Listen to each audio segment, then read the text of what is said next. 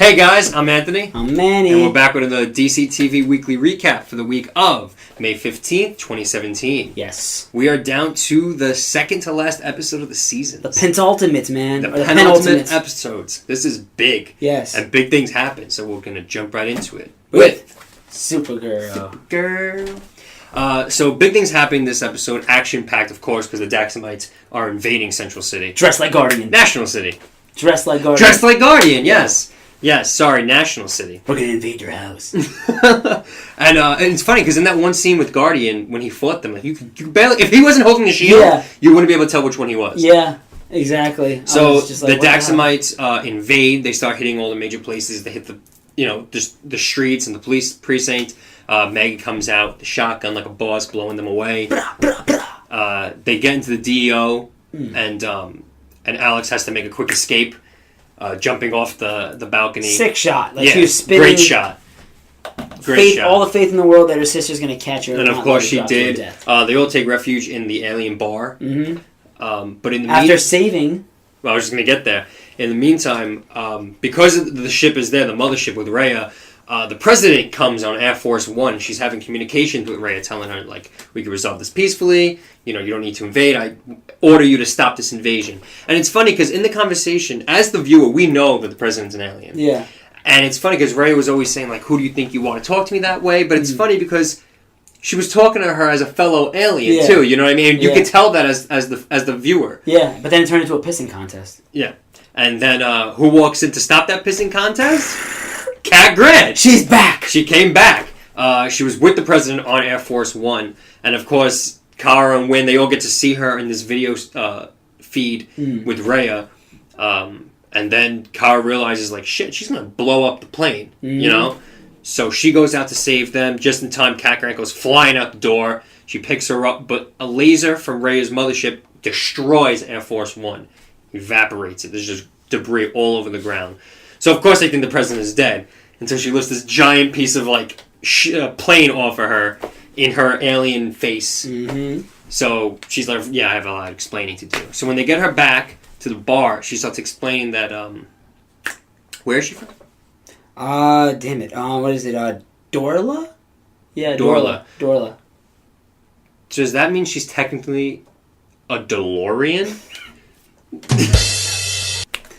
Okay. Just saying. Right. Come on, Dorla. Okay. So, and she was explaining how, like, her people were oppressed and she barely got out with her life. And that explains why she's so big on bringing in the alien refugees onto Earth and acceptance, yes. Because of her own personal struggles. But she tells them that the roof of the DEO has a positron cannon on it that could pretty much destroy anything, just evaporates it. And Alex is tasked by going in to arm it. Yep. And the president says, you have just as much time to charge it, and then you have to fire it. That is your orders. And that is how much time Kara has to save Mon-El and Lena Luthor from the mothership. Because Rhea has big plans for them. Dun, dun, dun, dun, yep. Dun, she wants dun, to have them dun. have an arranged marriage and give her an heir. Which Lena, of course, says is not going to happen. But the Daxamites are able to genetically create babies just with, like, a strand DNA of hair. alone. Yeah, a strand of hair. They didn't specify where, which was a little weird to me, but yeah. Which she already has when Lena was sleeping. So she can do that on her own. She just needs, publicly, they need to be married. Mm-hmm. So... And, of course, she blackmails them to doing it by threatening to blow up the Luthor Children's Hospital. Yes. So Lena's like, fine. Because, of course, she is #Vandal Savage. You're going to blow up a children's hospital, you're a savage. That's it. So, the only way Kara gets on the ship is because she gets help from a surprise ally in Lillian Luthor, who comes in and pretty much has an elaborate way of saying, I told you so. Yes. I told you the aliens were going to come and invade us. I told you they were going to take over. So she has a way, her and, how do you call it? What do you call it? Cyborg Phantom of the Opera. Cyborg Phantom of the Opera. When he went to the Fortress of Solitude, there was a Phantom Zone projector there that he's able to, like, rig and hotwire to become a teleporter to get them onto the ship. And off. Yeah, so the three of them go on to rescue Mon-El and Lena, which they do successfully. Mm-hmm. They do get them out. Lillian, Phantom Boy, and Lena run onto the spot first and immediately teleport back to the fortress, leaving Kara and Mon-El behind. Which I felt was a little rushed, only because if you are going to have a moment where she's going to side with them for, like, the enemy of my enemy is my friend kind of thing, I would have liked to see it last a little longer, at least until next episode, you know? Like, she really allied with them for, like, 20 fucking minutes. She just wanted a daughter, that was it. Dick move. So once they're back for us, Lena's like, what are you doing? This and that. And Phantom Boy starts destroying the teleporter. They don't trying need to it shut anymore. things down. He's trying to shut it down so they but can't get Wynn back. earlier bumped into Cyborg, Phantom of the Opera, and we wondered why, and it was because he swiped a piece of something that enabled him to create a teleporter for Kara, just in case they were to screw her over, which they did. They pretty much assumed that Lillian was going to do that to them, so he was able to, like, piggyback off the signal and create another teleporting device for her to use. Yes. So they get back as well. Which she used for Mon-El. Yeah, she only used it for Mon-El so he can get back, and she stayed on the ship to try one last time to get Rhea to just surrender peacefully, because that's who she is. Yes. You know? But it's not working. Rhea's still just, like, sturdy. She's steady with what she's saying. And she had an ace in the hole. She's sticking to her guns. She had an ace in the hole. She did, because Alex was ordered to fire the cannon. Yeah. And she didn't want to, but she ended up going to press the button, and a random laser came and destroyed the cannon completely. And you find out Rhea's ace in the hole is Superman. Damn. I was wondering when we were going to see him again. Well, they mentioned him, and she's like, I called Perry. Yeah. He doesn't know where he is. He's not at the fortress. It was way too suspicious that he was just, like, not missing. Like, but can I know, honestly, like, I get that it's a show about Supergirl. I'm totally okay with that. It's a strong, feminine, heavy show. Totally okay with that. But do you have to make Superman completely useless and weak in it? In this first season 1 finale, he got brainwashed. Yeah, you just see his boots. In the thing. We just see his boots hanging in season 1. Yeah, but also in the finale, everyone's like, "Where's Superman?" He gets to the city, boom, joins the people on the ground because he got brainwashed too. Because apparently living on Earth too long did that to him. Now in this one, we don't know yet exactly what happened to him, but I'm pretty sure he's not just fighting Kara because he wants to. So it's some type of brainwash or blackmail or something. And it's just like, Superman on his worst day is not this useless. You know? Especially with more experience than Kara. Right, and I get that you want to build Kara up, and I'm totally okay with that. I just don't know why it has to be at the expense of Superman. I get it. You know? Why can't they do it together? Why can't they be a dynamic duo of their own? You know what I mean? Yeah, overall. At least for a season finale. No, it was a great episode, absolutely. I thought it was action-packed from start to finish. You really realize how much you miss Kat.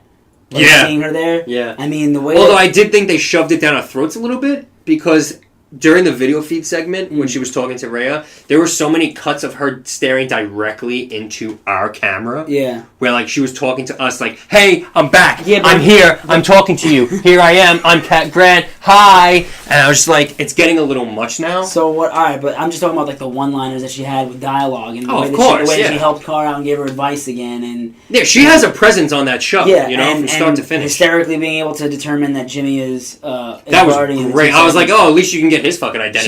She was like, I can see your eyes. What's wrong with you? But Kara, totally not. Yeah, but you know what? They already explained why. Like, they had Martian Manhunter in there. I don't want to go through this again. I know. Right? You go through it every time I say it. Yeah, because it's bullshit. The one gripe I had with this episode was the little bit of inconsistency in the invasion, which broke the immersion for me. Yeah. When Lillian offered her help, Kara's like, "I need air." And she goes outside of the bar. And I'm like, isn't there an alien invasion going on right now where, like, they're shooting lasers down and the Daxamites are raiding the streets, and she just goes outside for air? That bothered me a little bit, but I was like, that bothered me a little bit, and I was like, she's Supergirl. If the Daxamites are out there, she'll kick their asses, she's okay. What bothered me more is when she got outside, Kat Grant was already chilling on the side of the dumpster. Just chilling there. Like, it was 3 o'clock in the morning on a Saturday, and she was trying to sober up. On a dumpster, yeah. She was trying to sober up, just outside, enjoying the crisp air in the alleyway. And I'm like, there's an invasion happening! What are you even doing out here? What is going on? And for me, that just totally broke the immersion. Yeah. Like, they invaded National City, and you are hanging out outside like nothing is happening. Well, I have a gripe as well. Tag me in. You got it. Cool. I'm getting in here. All right. So, let it be known, I really did enjoy this, though, from start to finish. It's just that the one thing that I had that I didn't like was the fact that this seems so reminiscent of the season 1 finale. We have an invasion going on. Yeah.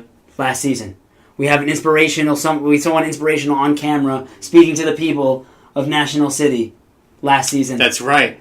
Because that's originally how they broke her, she broke their brainwashing, right? Yeah. Guys, can we do a little something different? Just a little bit. And didn't I mention last week, it's funny how, remember I said, Season 1, the events of the finale started a few episodes before. Yeah. So they did the same thing here. And they're literally following the rest of that formula the same way. Yeah. Like you just said. That was my one thing. It just seems like they're copying the first season a little too much, and it's taking away some of the impact that it should have, because I'm like, wow, I feel like I'm in deja vu of last year. Right. So, I mean, don't get me wrong, this one seems a little bit more destructive. Yeah. That one was just brainwashing everybody. And I'm looking forward to a cousin battle. That looks good from the promo. That looks awesome. good. Are you kidding me? Oh my god! And then we are going to get a final showdown between Kara and Rhea, yes. Which I'm looking forward to. But overall, it was a good episode. It was. And it did a good job of setting up where it's going for next week. I mean, Kat was awesome, as usual. Miss her so much, and it was great seeing her in there. She really, I just felt like, brought the episode just to a different level. Absolutely. I missed her presence. I think it's safe to say everyone did. Yeah. She's a great character. She shouldn't have left. Oh, God, I miss her. So, that being said, on to Flash. All right, so we have a former rogue, now friend, ally, come back into the fold this week. Before we get into who that was, let me set it up for you. So we find out that for that cannon, was it a speed cannon? The Speed Force bazooka. So in order for that to be powered, they need a specific power source that really can be found on this Earth, but lo and behold, thanks to the invasion, it can, because they have some of the Dominator tech. Argus has it. Yep. And it's this red ball that basically has all the sufficient energy needed to power said bazooka. Now, Barry would like to just go in there and get it, but he figures, you know what? I know someone in Argus. What up, Lila? Talks to her, and she's just like, I don't trust you with it. I don't think that you should have it, because if there's anything that's been proven this past season, it's that you fuck up a lot. So I don't think that we're going to do that. So he was just like, wow, it's kind of messed up. I'm about to lose my fiance here, and she's just like, she's like, it's not my problem. She's just put in the Joan Garrick picture that. Hashtag Savage Tar. Yeah, hashtag Savage Tar. So Barry says, all right, well then, if she's not gonna let me have it, I'm gonna fucking take it. So they find out, they get the specs to the whole place of Argus in the holding facility, and they find out that there's like power dampeners in there. So it's a lot more fortified than they originally thought it would be. Yeah, it's like the Fort Knox, basically, of like metahuman shit. It's the Fort Knox of Fort Knox. Yeah, exactly. Much. So it's going to automatically take away Barry's powers the minute he steps into the building. So he says, for that, I guess I'm going to need someone who is a master thief. So what does he do? Timeline, how you doing? He goes I like that Joe actually said it, and he sounded like an angry parent. He was like, did you time travel again? Yeah, I know. Like, the next line after that would have been like, you fucking stupid. Yeah. 1892, Captain Cold. Flash. How are you? But this is different. This is a different Leonard. This is before he dies with Legends. He's with the Legends right now, but he's turned soft, basically. I believe, actually, we've seen them in that time. Perhaps. I think it might have been like early on in season 1. Perhaps. Where they were at that point. But he goes and helps him. He agrees to it because he's a softie now. He's turning good. So he helps Barry, and he says, on my terms. And, he says, you got to prepare for the plan, execute the plan, throw the plan away. Whatever. No, it was expect the plan to go awry or something along those lines. Then throw away the plan. So I'm pretty sure that's how he escaped prison all those times. Yeah, right, probably. So so they break in, they get to the main room now, finally, of where it is, and guess what? There's one last surprise waiting for them, and it's King Shark. That man is just guarding that ball like he was Lance Armstrong, and what's it called? In a nut kicking contest. And boy, they pull out all the stops to knock him out. Leonard apparently is a big fan of Shark Week. Yeah, he knew a lot about sharks. So he takes what powers his cold gun, throws it into the room to make everything go below 53 or something like that. To make King Shark go night. And they get it. There was a nice moment where the door was closing. Barry gets out of there, but Leonard's stuck in there with King Shark, and he could have let him die. I'm sorry. Before we get to that, just to say, Barry was willing to kill King Shark to get this power. He was going to use the freeze gun on him, and Snart is actually the one who talked him out of it, and then told him the whole, we can make him go to sleep instead, which was a really... It was a switch in dynamics. Well, who's the good guy? Who's you know what I mean? Like what he's willing to do. Who's the villain now, Flash? What Flash is willing to do, and what Snart is slowly becoming. You know, where he knows there could be a better way. Yeah, true. I'm sorry, true. Continue. No. It was a good point, and it shows you where Leonard is at now in his life, like with the Legends at that point. So it shows like the effect that they've had on him. Now, they managed to save. He manages to save Leonard. They get him out of there. And then after all that, Argus catches them. And then after all said and done, Barry almost died, lost his life, almost killed King Shark in order just to get this to save his fiancée. And then Lila's like, you know what? You can have it now. What the fuck? Well, because she was like, I watched you the whole time on the camera. That's nice. I saw that you didn't leave Leonard behind. Yeah, I saw, and all the times that you almost died while in the process of that. So I guess you know what you can. You know what? Total dick move, Lila. If there's one thing to be taken away from this episode, is that Lila is a prick. That is really the issue here. Why is she such an ass in this episode? She's usually like more decent. It's like she's really becoming like Amanda Waller in that scenario where it's like, oh, your fiance's gonna die? Psh, bitch, I don't care. And then all of a sudden it's like, I thought you were trying to save someone, so I guess you can have it. What the fuck is wrong with you? I'm sorry, it just makes no sense. That part felt like a filler just to have Leonard in there, because literally if she just said, yes, here, you can have it, there's no need for Snart at all. Right. But he had one more episode in his contract, so they had to do it. I mean, he signed that deal where he can go across all the shows, so they really wanted to make that in there. So, that being said, the subplots that were going on, Barry cannot know what they're doing with Iris at all, so that Savitar doesn't know. Now, what they decide to do is they decide to take Iris into Earth 2 so that with Harry, maybe she'll be safe there.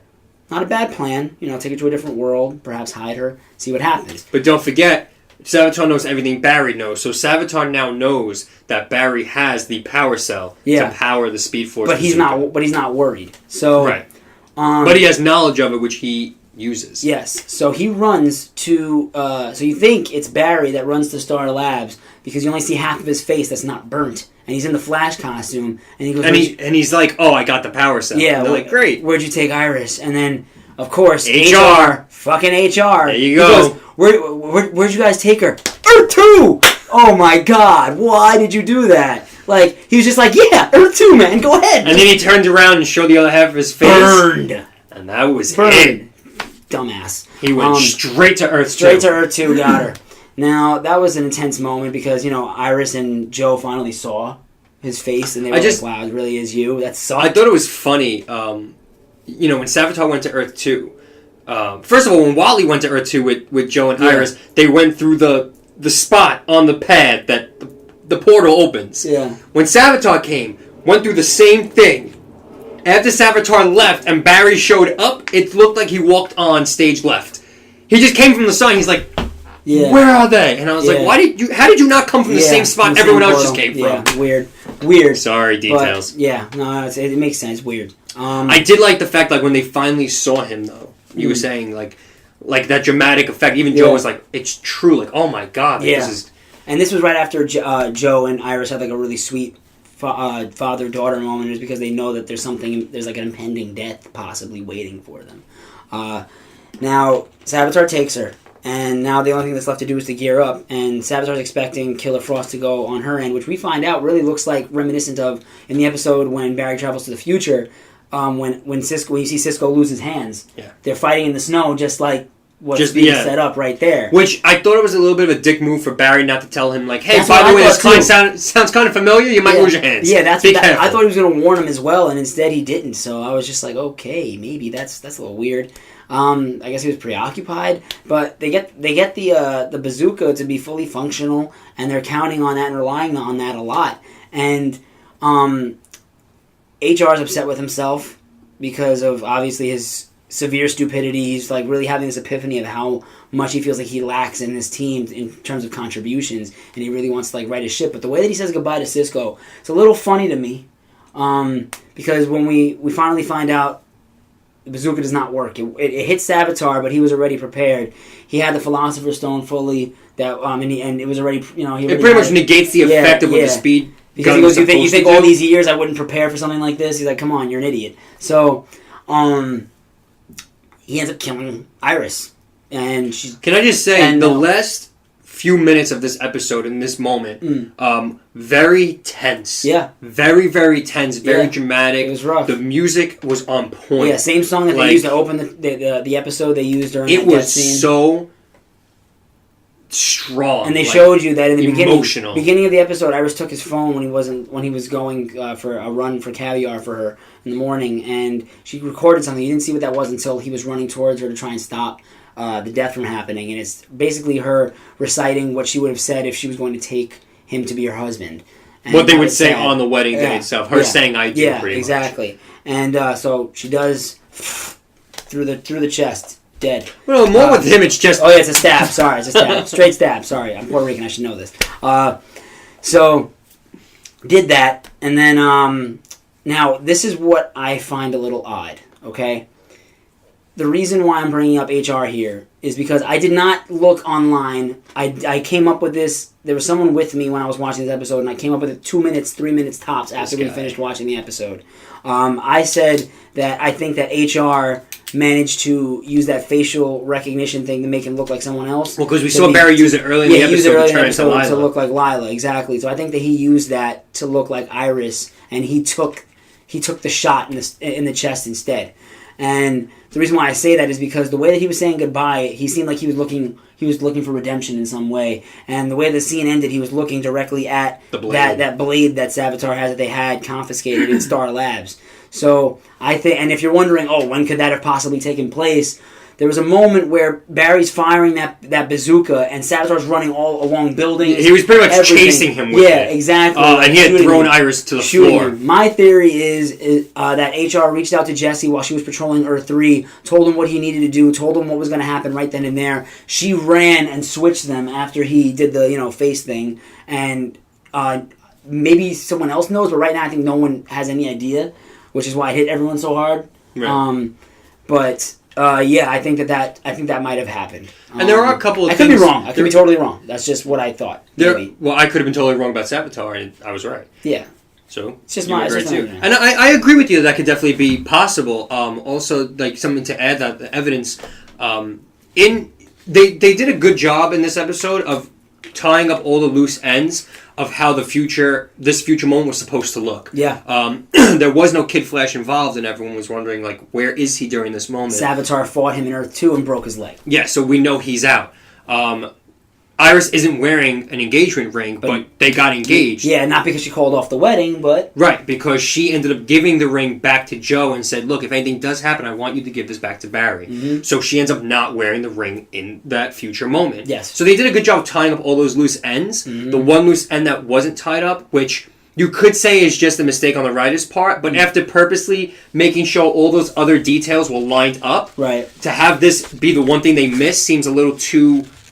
obvious and like coincidental that in that future moment she said to Barry like something like pretty much said like I love you, I will always look at me, I love you, and then he stabbed her. In this moment she didn't say anything to him, not a word, and for every other detail of that future moment to be exact except for her last words to him makes me agree with you that it could be HR, because obviously even as Iris, he wouldn't turn to Barry and be like, hey, I'm just going to tell you that I love you, by the way. Yeah, and Barry can't know that was a plan at all, obviously, because then Savitar will know. And right. Would just put everything, So to add on to the theory, additionally, in the finale, if this is the course it took, they're probably not going to reveal Iris to Barry until after he defeats Savitar. Exactly. Otherwise, Savitar would then know, like, shit, Iris is still alive. I killed the wrong person. Right, so they're probably going to keep her reveal until the very end of the episode. Either way, I'm looking forward to the season finale. Great episode all around, except for fantastic episode. Lila's a prick. That's it.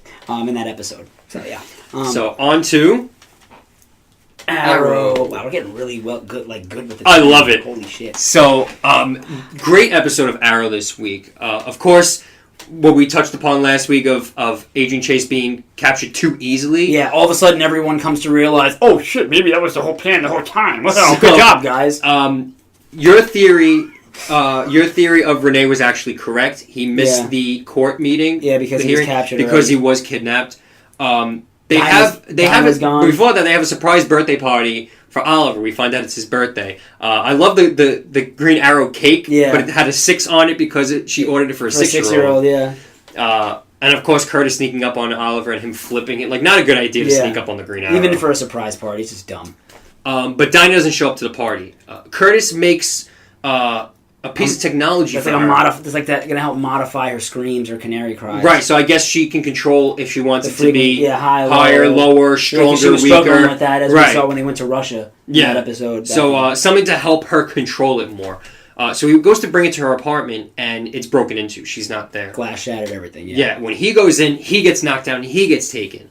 So right away you find out, like, Dinah and Curtis are missing. Mm-hmm. That probably explains why Renee's not here. Yep. They stick Thea and Quentin in an August safe house, which is then completely broken into anyway by Evelyn and Black Siren. Fuck you, Evelyn. Yeah, really. This bitch just starts to show up just whenever the fuck she wants and just raise hell and leave. And I'm like, oh, fuck this. But Black Siren's back, Earth 2 Laurel, which was a great scene when Quentin saw her. He had no idea. This whole time we knew about her, but he still had no idea that Earth 2, as an Earth, even existed. Yeah, and his reaction was priceless in terms of, like, good acting. I thought it was really intense. Yeah. The way he was, like, you could see he was, like, almost tearing a little bit, like, wait a minute, no, this isn't right, but this is right. And I feel so bad for this guy, because he's literally had both his daughters, like, come back, die, come back, die, come back. Like, I mean... At this point, how do you know at all, like, what's going on? I mean, is he still taking his heart medication? I really hope so. Because I'm surprised he didn't have, like, a coronary right there, just, again? Again? Why? Who does this to someone? Like, my lord. So, poor man. So, Thea and Quentin end up getting taken, too.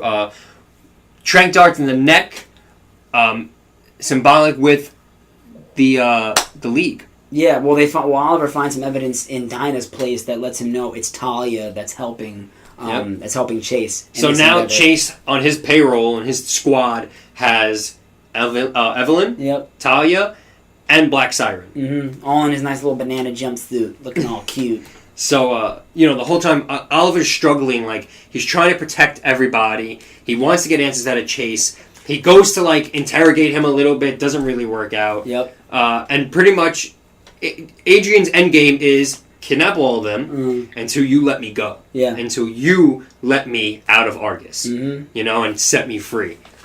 Which he decides not to do for most of the episode, even to the point where he sends Felicity and Diggle away. But they get kidnapped by Talia anyway. Okay, that seems so ridiculous to me. She swiped the doors with the sword. Yeah. Next shot is them literally ramping into a truck. Ramp. How? It's like...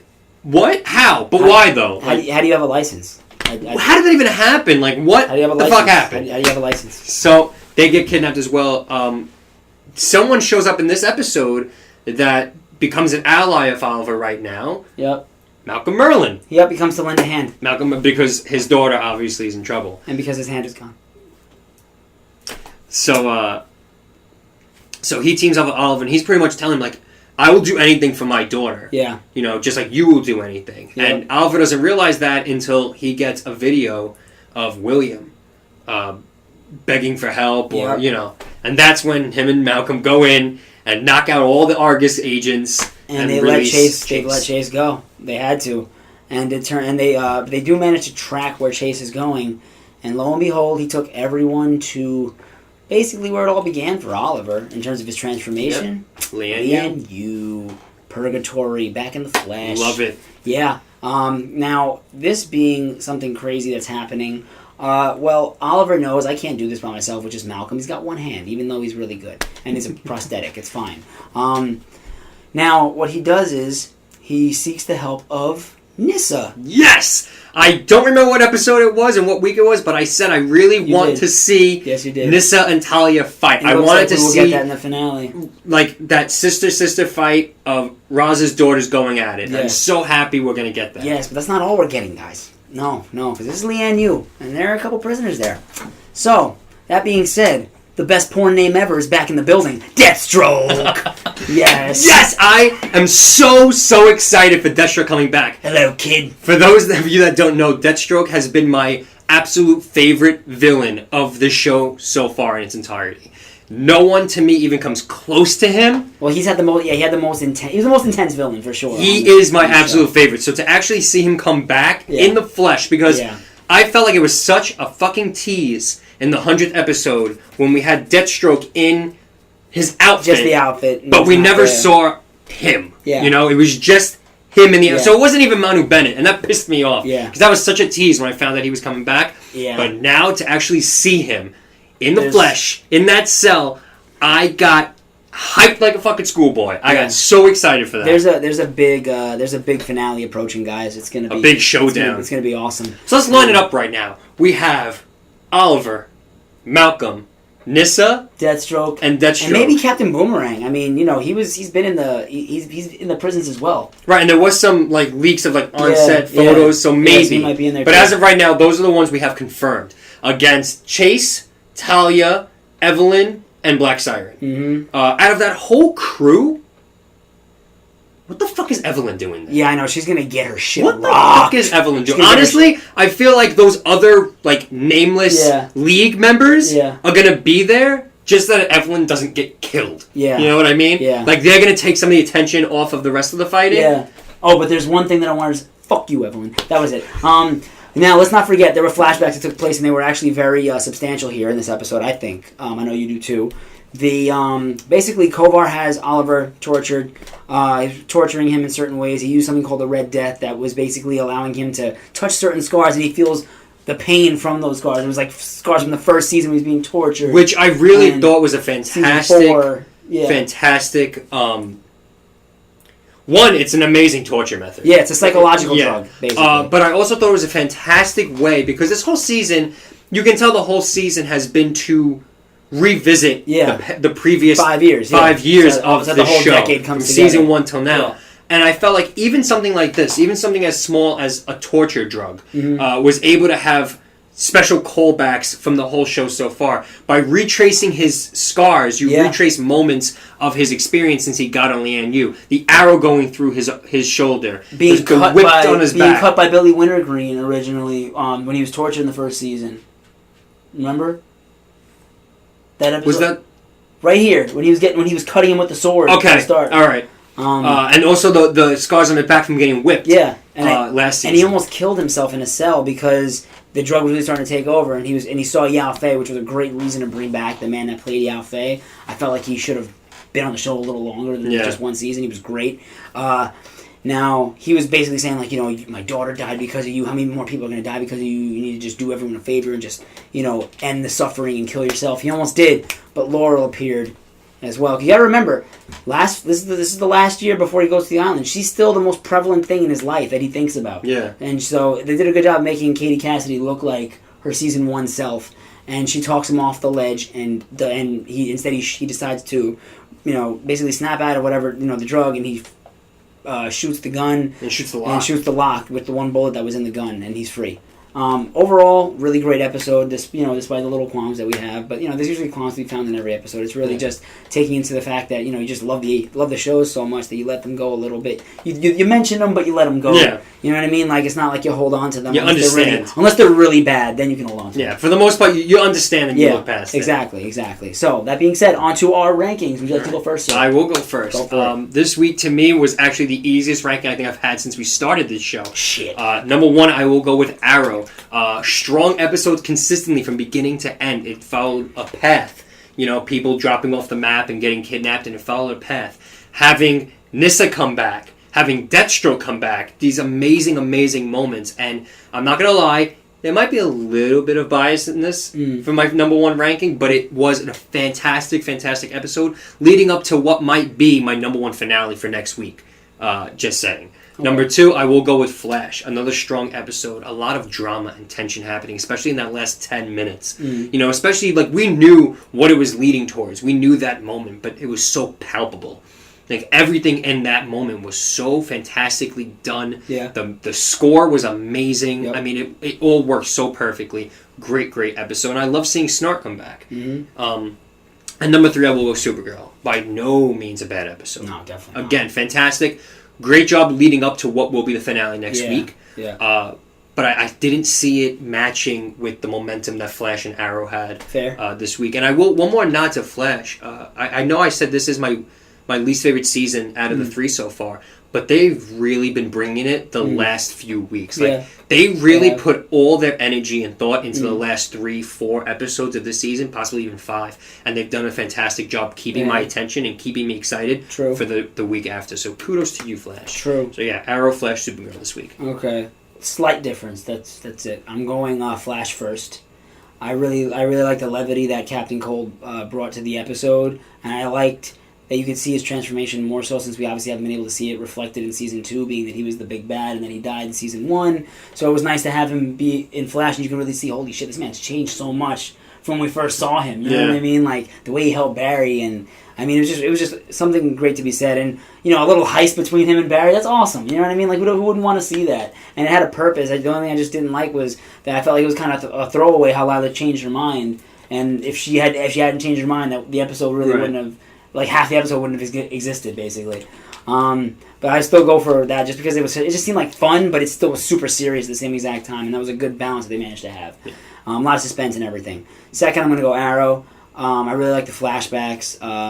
Obviously, I know they don't get a lot of shine, they don't get a lot of time, but this definitely felt like it was coming full circle to from making the connections from the last 5 years that he experienced from that from being on that island and being in Hong Kong and whatnot. So that was awesome, and I think that the way that they set it up for Deathstroke and to have this big ass battle happening, for once it's not going to be in Star City and they're not trying to fucking do a terrorist attack in Star City. Everything's going down on Lian-Yu. I love the change for that. I love that change. True. That change of pace is a great thing because too much going on. Like, the city's always in peril. Why would you want to live there anymore?